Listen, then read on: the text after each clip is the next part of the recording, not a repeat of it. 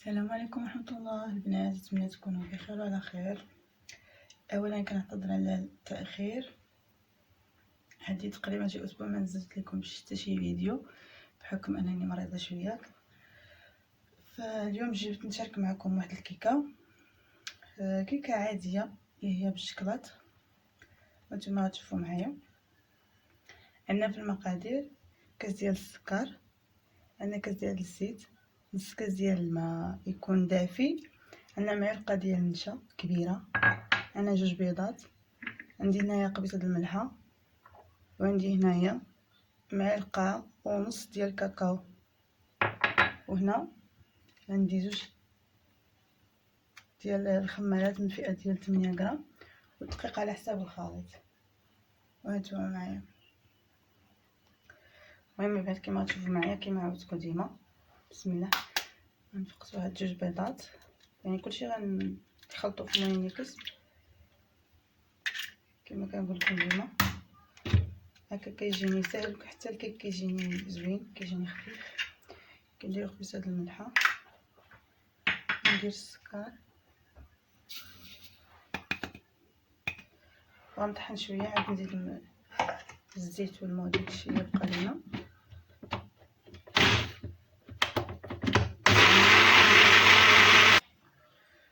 البنات هنا غنزيد معلقه صغيره ديال قشور الحامض، اللي ما كيبغيش النكهه ديالها غيدير واحد الفاني.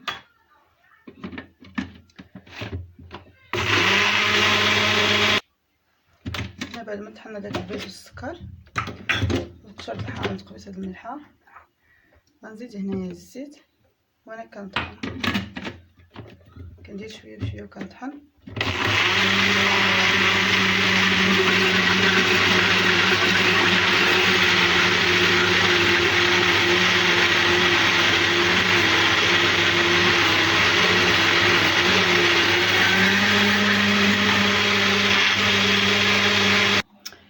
المهم البنات كما تشوفوا معايا، هنا بعد ما خلطنا الخليط ديالنا مزيان، هنا غنكبوه في الاناء اللي غنخدمو به. كما تشوفوا البنات هنا غنديرو دقيق، عندي هنايا دقيق مغلبن،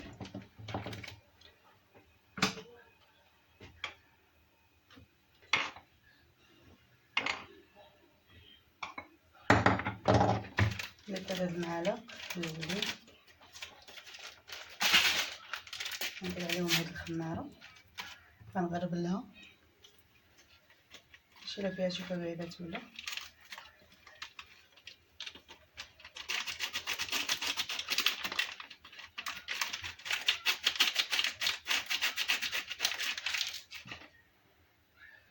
كما كتشوفوا معايا.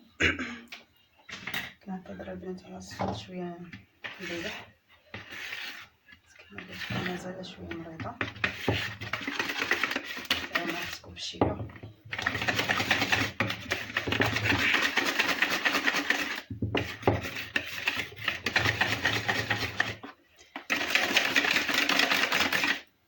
شويه دقيق مزيان،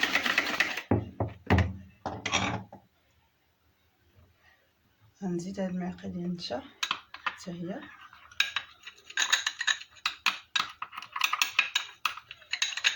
عندي هنا معلقه ديال النشا كبيره اللي هي هادي، انا عندي هاد المعلقه هادي كبيره، اللي كانت عندي معلقه يعني كبيره ولكن تكون عاديه، راه كتهز لي انا هادي تقريبا معلقه ونص.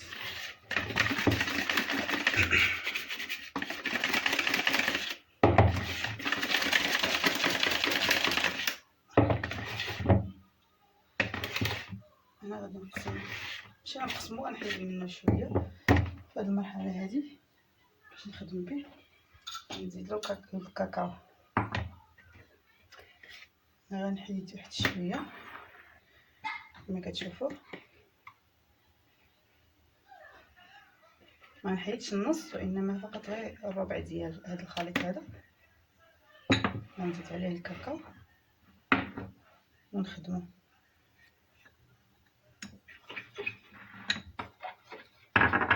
نقرب لكم هكا باش يبان لكم.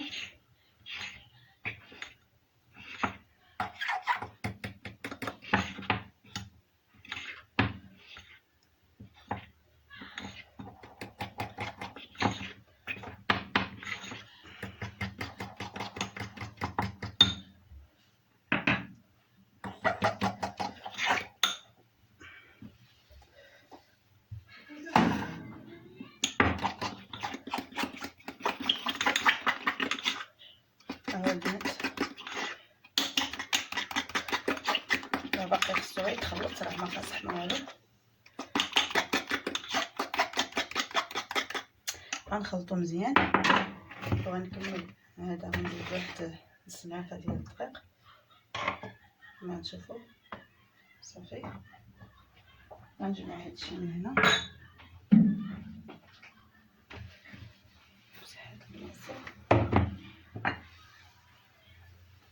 انا عندي المول اللي غندير فيه هو هذا المول الطويل، دهنته بالزبده مزيان ورشيته بالدقيق.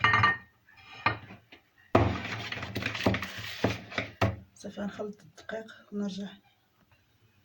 صافي البنات، ها هو بعد ما خلطته مزيان كما كتشوفوا معايا كيصبح اللون ديالو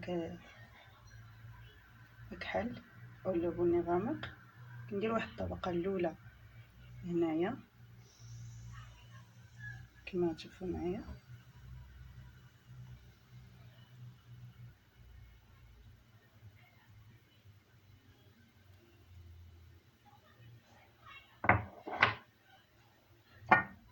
هيا غنقادوها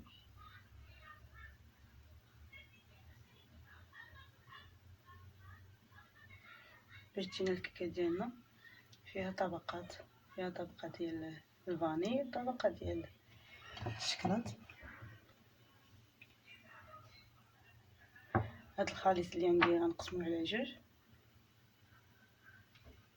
هاد الخليط ديال الشكلاط هذا غادي نقسموه على جوج البنات.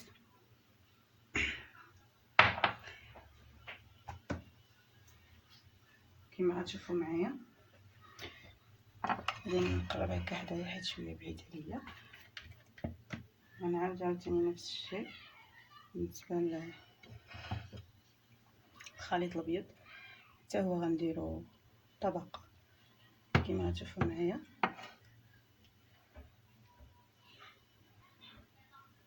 هكا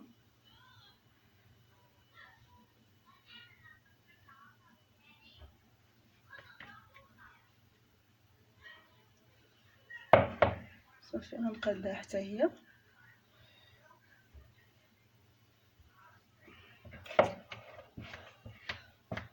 اللي بغى في هذه المرحله هذه انه يدير هنا الشكلاط يدير.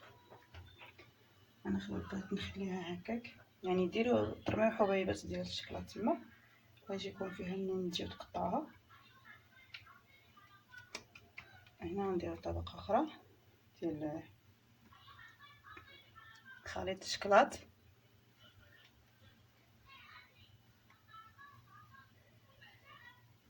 كما تشوفوا هنا البنات ملي غتدخل الفران غادي طيب فغيتوزع الخليط.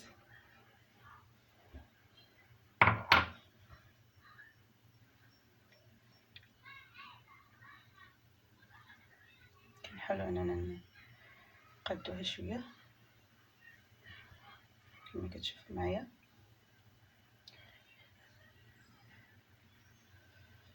الكيكه راه كتجي زوينه، كتجي فيها نكهات وكتعجب الدراري بزاف حيت فيها ديك الشكلاط. صافي كنستمروا هكا حتى كنكملوا الخليط اللي عندنا.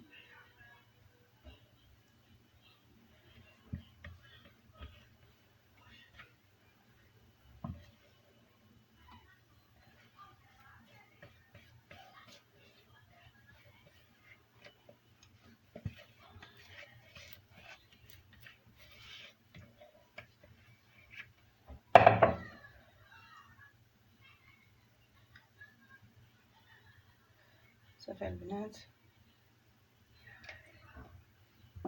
هنا بعد ما كملنا الخليط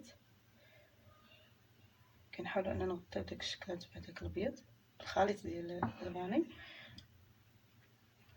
فحنا راه غادينا مزوقه، يعني ماشي مشكل الا بقى باين ولا.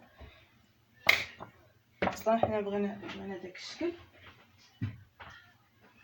يعني بغينا يجينا مزوق مزخرف كما نقولوا مزخرف، يجي الكيكه مخلطه يكون فيها الوان دابا غندخلوها للفران غطيب. نسخنو الفران على 180 درجه ونشعلو غير من تحت حتى طيب مزيان وتطلع. عاد نشعلو من الفوق، نديرو لينا واحد اللون هكا اللي خفيف صافي. ندخلو فيها واحد كاردون هكا يخرج لينا ناشف. راه غادي نطفيو عليها الفران ونخليوها 5 دقائق في الفران عاد نخرجوها. لقينا مازال داك الكاردون خرج لينا معاه هكا شي سوائل، فغنخليوه غنرجعو للفران نخليوه نزيدو لواحد 5 دقائق عاد نخرجوه. وهانتوما معايا تشوفوا الشكل النهائي ان شاء الله. هاني البنات بعد ما طابت الكيكه ديالنا اللي شاركتها معكم، فهي هذه. شوفوا ما شاء الله. قبل ما نخرجوها كندخلوا فيها هكا كاردون كنخرجوه كيكون ناشف راه طابت. ما كنخرجوهاش ديريكتومون من الفران، كنخليوها فيها واحد 5 دقائق عاد فاش كنخرجوها. دابا غنقلبها معكم وغتشوفوا الشكل ديالها كيفاش جا. بسم الله. راه كتجي خفيفه بداك معلقه كبيره ديال النشا اللي درنا فيها.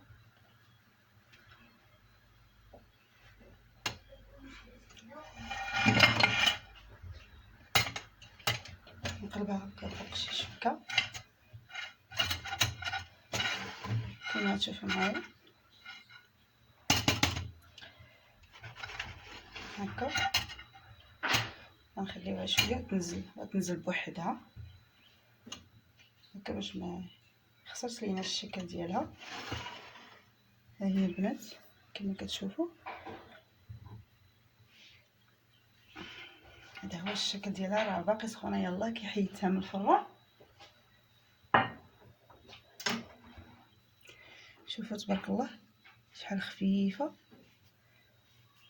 راه كتجي خفيفه. بغيتو تخليوها على هاد الوجه تخليوها على هاد الوجه، بغيتو تقلبوها بسم الله حيت باقي سخونه ممكن في اي وقت انها تهرس معايا. ها هو بغيتو تخليوها على هاد الوجه هذا غتخليوها غديروا عليها شكلاط. انا غندير عليها غير دانيت، غنزينها بدانيت ديال الشكلاط وغندير عليها شويه د المكسرات كما غتشوفوا معايا.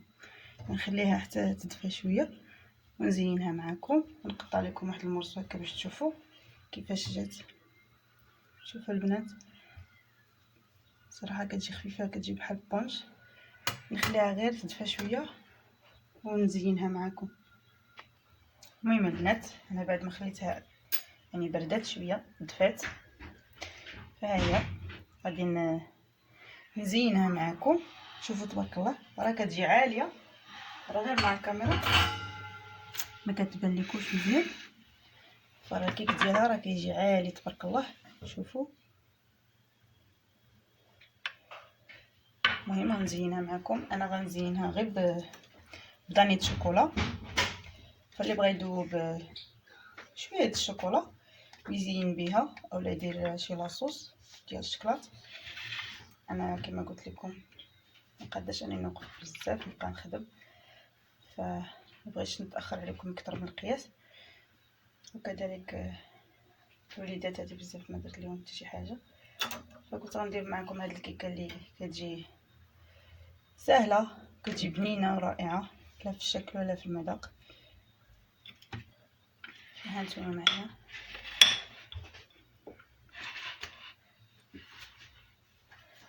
غتشوفوا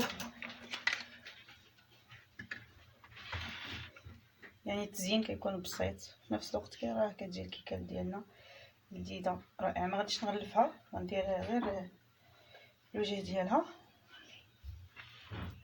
غنغطي لها غير الوجه وصافي كما غتلاحظوا معايا.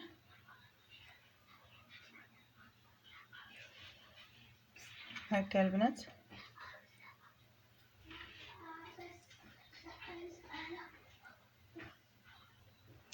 المهم البنات كما كتشوفوا معايا هنا بعد ما دهنت الوجه ديالها بالشكلاط ديال دانيت اولا بدانيت ديال الشكلاط كيكون عندي على هذا الشكل. هنا غنزينها بشويه ديال الكركاع كما كتشوفوا معايا، والتزيين كيبقى اختياري، يمكن لكم تخليوها غير هكاك يعني عاديه، تخليوها هكاك الفطور ديال الصباح اولا بالكوتي، ديروها مع قهوه ولا مع اتاي كتجي زوينه يعني بدون ما تضيفوا هكا الشوكولات اولا شي تزيين. وكيبقى لكم الاختيار بطبيعه الحال. هنا بالنسبه للدراري راه كيعجبهم الشوكولات، وكذلك حتى الكبار كاينين اللي كيعجب لهم الشوكولات بزاف، فاكيد غتعجب ليهم. ما تنساونيش من الاشتراك ديالكم وتفعيل الجرس، وتخليو لي لايك وتخليو شي تعليق تحت الفيديو تعبروا على الراي ديالكم فيه. وشكرا بزاف على التعليقات ديالكم اللي كتفرحني وكتشجعوني باش انني نزيد لقدام ان شاء الله.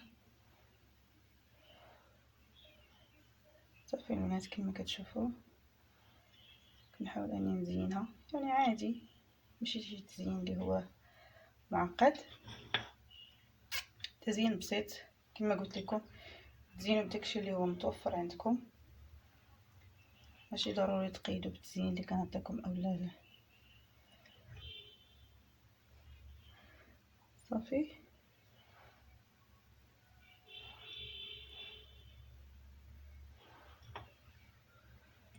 هذا هو الشكل ديالها النهائي البنات كما كتشوفوا معايا. ها هي باينه ان شاء الله واضحه. هذا هو الشكل ديالها.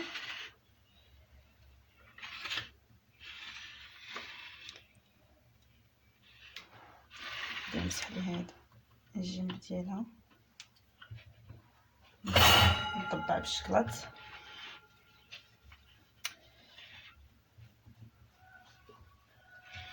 وصافي ها هي هذا معنا اللي حضرتها معكم هي هذه. نقطع لكم واحد المرسل هكا باش تشوفوا الشكل ديالها اللي كيفاش كيجي من الداخل. نتمنى انكم تجربوها، تزعموا عليها صراحه راه كتجي كما كتشوفوا يعني خفيفه زوينه. بسم الله.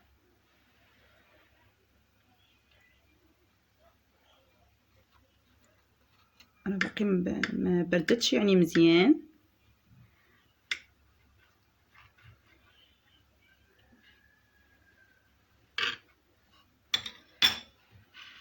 شوفوا البنات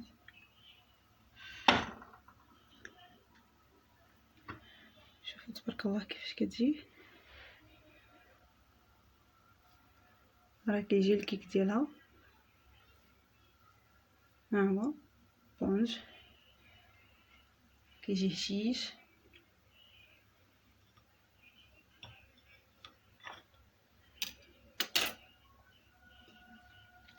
كما كتشوفوا.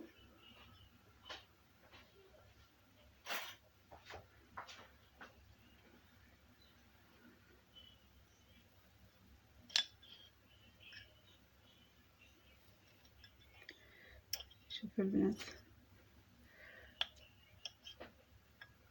حتى تجربوها تردوا عليا في التعليق كيفاش جاتكم.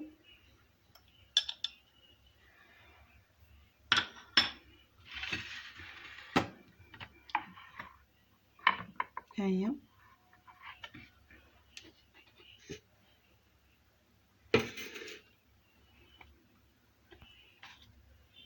شوفوا البنات كنحاول ما امكن نقرب لكم باش تشوفوها من الداخل ديالها كيفاش دايره، كتجي مفشفشه رائعه. المهم بلا ما نشكر لكم فيها بزاف، اكيد غادي يجربوها الاخوات وهما غيردوا عليا في التعاليق.